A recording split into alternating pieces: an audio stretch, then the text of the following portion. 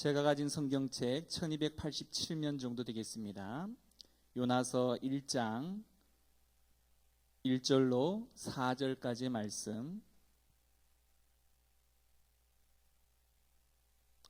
함께 교독하시겠습니다. 요나서 1장 1절로 4절까지의 말씀입니다. 제가 먼저 1절 읽습니다. 여호와의 말씀이 아미떼의 아들 요나에게 임하니라. 이르시되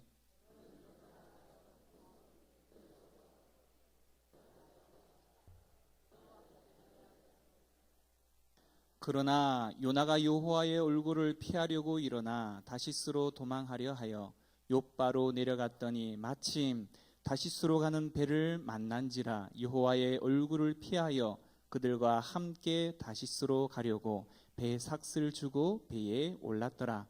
여호와께서 큰 바람을 바다 위에 내리시매 바다 가운데에 큰 폭풍이 일어나 배가 거의 깨지게 된지라. 아멘. 할렐루야. 참 힘든 시간대입니다. 우리의 눈꺼풀이 그 어떤 무게보다도 가장 무거운 시간이 이 시간입니다. 우리 좌우에 우리 성도님들 보시면서 예배에 승리합시다라고 한번 격려하겠습니다.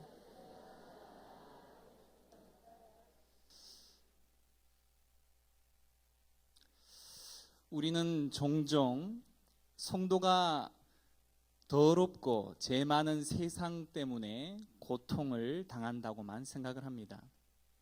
하지만 성경은 거꾸로 종종 성도의 무능하고 무책임 때문에 세상이 고통을 받고 있다라고 말을 하고 있습니다.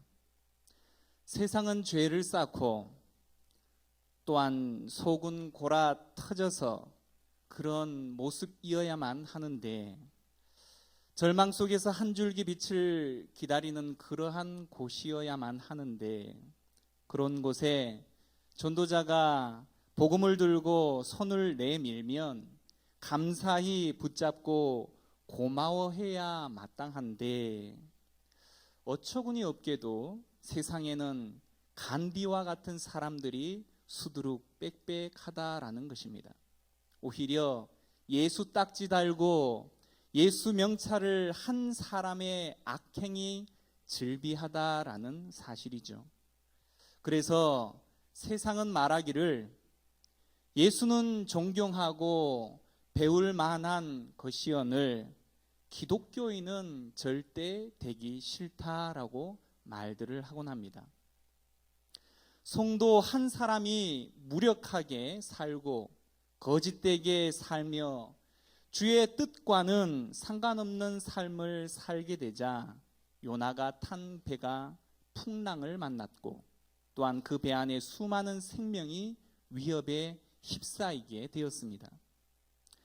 하나님께서 요나를 향하여 이스라엘 대적 아수르의 수도인 니느웨 성에 가서 40일이 지나면 이 성이 망하게 된다라는 것을 전하라 라고 하셨으나 요나는 하나님의 말씀을 순종하지 아니하고 오히려 하나님의 낯을 피하여 다시스로 도망을 가고 있습니다. 1장 4절에서 10절까지의 말씀은 요나가 이방인들에게 질문받는 내용들로 가득 차 있습니다. 자는 자여 어찌함이냐? 이 재앙이 누구 때문에 우리에게 임하였느냐? 네가 어찌하여 그렇게 행하였느냐? 참 익숙한 소리들이 아닙니까? 현재 우리가 듣고 있는 이야기들이 아니냐라는 말입니다. 하나님의 사명을 감당하지 않는 사람은 세상으로부터 칭송을 받는 것이 아니라 이렇듯 도리어 충고를 받으며 성도의 잘못으로 인하여 세상이 고통과 고난을 받는다는 사실을 우리는 반드시 알아야 합니다. 하나님께서는 세상 전체가 타락하는 것보다 성도 한 사람이 하나님의 사명을 버리고 멀리 피하여 가는 것을 더 관심 있게 보시고 관찰을 하십니다. 우리 6절 말씀을 한번 같이 읽어보도록 하겠습니다. 1장 6절 말씀입니다. 시작. 선장이 그에게 가서 이르되 자는 자여 어찌함이냐 일어나서 네 하나님께 구하라. 혹시 하나님이 우리를 생각하사 망하지 아니하게 하시리라 하니라. 아멘. 자는 자여 어찌함이냐 일어나서 내 하나님께 구하라.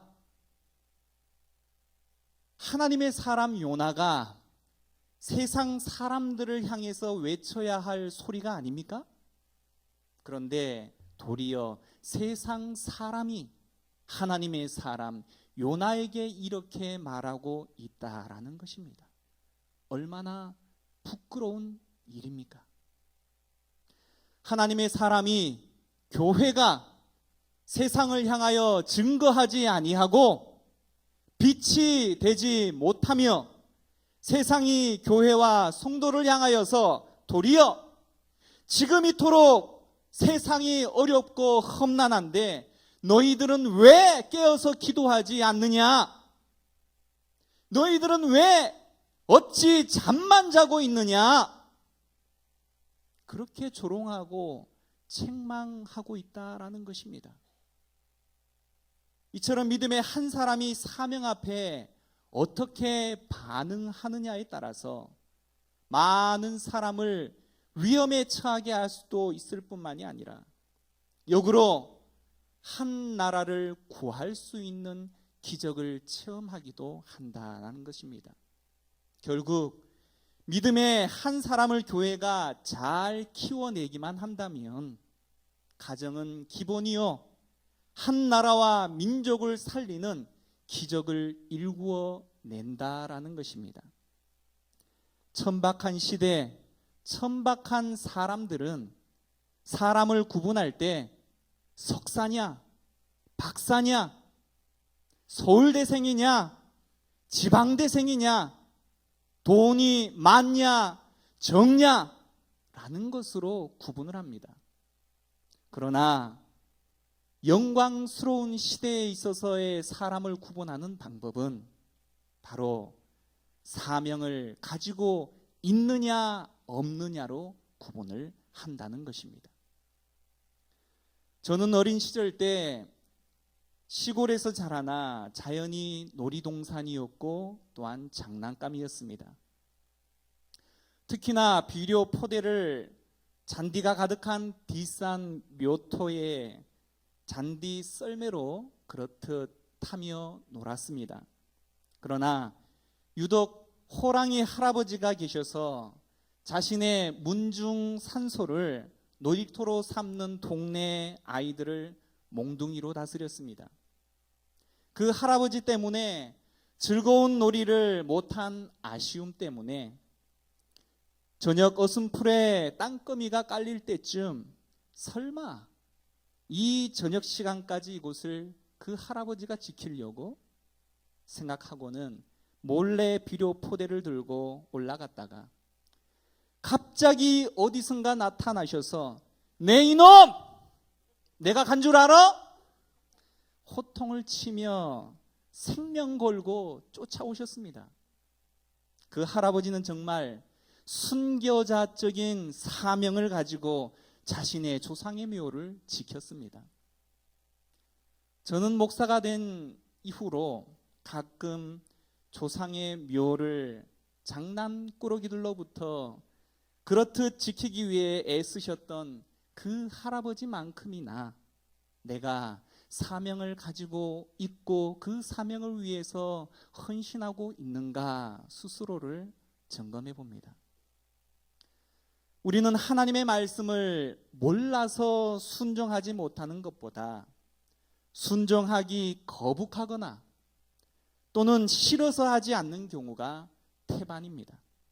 결국 요나는 하나님의 명령을 순종하기 싫어서 여호와의 얼굴을 피하려고 정반대 방향으로 도망하므로 수많은 사람이 그로 인하여서 위험에 처하였지만 위경을 지나 할 수 없이 억지로 그런 순종해야 하는 모습을 통해서 한 도시에 50만 명을 하나님께로 돌아오게 한 놀라운 기적을 경험했던 사람입니다. 지금 우리도 하나님의 얼굴을 피하려고 그의 뜻과는 상관이 없는 정반대의 삶을 살아가는 인생에게 우리 하나님은 동일하게 역사하십니다. 돌이켜라. 겨자씨만한 믿음만 있다 할지라도 그분께 순종하는 그 모습을 보인다면 너 또한 그러한 기적을 경험하게 될 것이다. 그 놀라운 기적의 주인공이 되기를 소원하십니까? 그렇다면 묻겠습니다. 우리의 분명한 정체성은 무엇입니까? 부자가 되는 것입니까? 힘과 권력입니까? 아니면 명성입니까? 인기입니까? 아니요.